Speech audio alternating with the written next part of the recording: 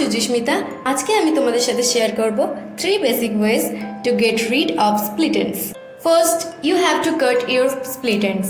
তো এটা করতে অনেকটা সময় লাগে, কিন্তু তুমি যদি ধৈর্য ধরে করতে পারো তাহলে কিন্তু এটা অনেক হেল্প করবে তোমাকে। চুলটাকে ঠিক এইভাবে অল্প করে পার্ট করে নিয়ে এসে আঙুলের মধ্যে চেপে ঠিক এইভাবে চুলটাকে স্প্লিট এন্ডসগুলো বেছে বেছে কেটে নিতে হবে। এইভাবে কাটলে চুলও ছোট হবে না আর হেয়ার গ্রোথও হবে, অ্যান্ড ইট অ্যাকচুয়ালি ওয়ার্কস।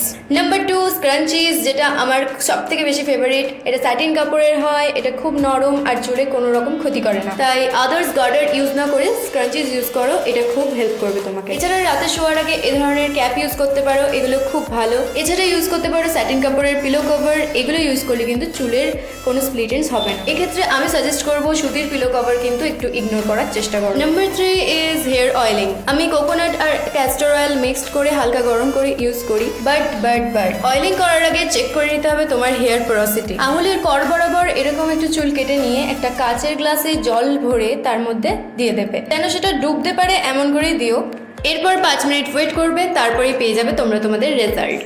চুল যদি জলের ওপরে ভাসে তাহলে সেটা লো পোরোসিটি, মাঝখানে ভাসলে সেটা মিডিয়াম পোরোসিটি, আর যদি নিচে থাকে তাহলে সেটা হাই পোরোসিটি। আমার চুল কিন্তু হাই পোরোসিটি। তো তোমরা এবার দেখে নাও তোমাদের চুল অনুযায়ী কি ধরনের অয়েল ইউজ করবে। এই চার্টটার অবশ্যই স্ক্রিনশট তুলে রাখতে পারো, এটা কিন্তু তোমাদের পরবর্তীকালে অনেক হেল্প করতে পারে। আর প্রতিদিন হেয়ার অয়েলিং করতে রাত্রেবেলা একদম ভুলো না, আর এন্ডে অ্যাপ্লাই করতে একদমই যেন না ভুলো, তাহলে কিন্তু স্প্লিট এন্ডস আবার হয়ে যাবে। আর লাস্টে রাতে ঘুমানোর আগে অবশ্যই একটা লুজ ব্রেড করে ঘুমাবে, তাহলে কিন্তু তোমাদের স্প্লিট এন্ডস থেকে অনেকটা মুক্তি পাবে। ভিডিওটা হেল্পফুল হলে অবশ্যই সেভ করে রাখো। আবার দেখা হবে নতুন একটা ভিডিও, ততক্ষণের জন্য টাটা, বাই বাই। এরকম আরও হেয়ার কেয়ার টিপস পেতে চাইলে আমাকে অবশ্যই কমেন্টে জানিও।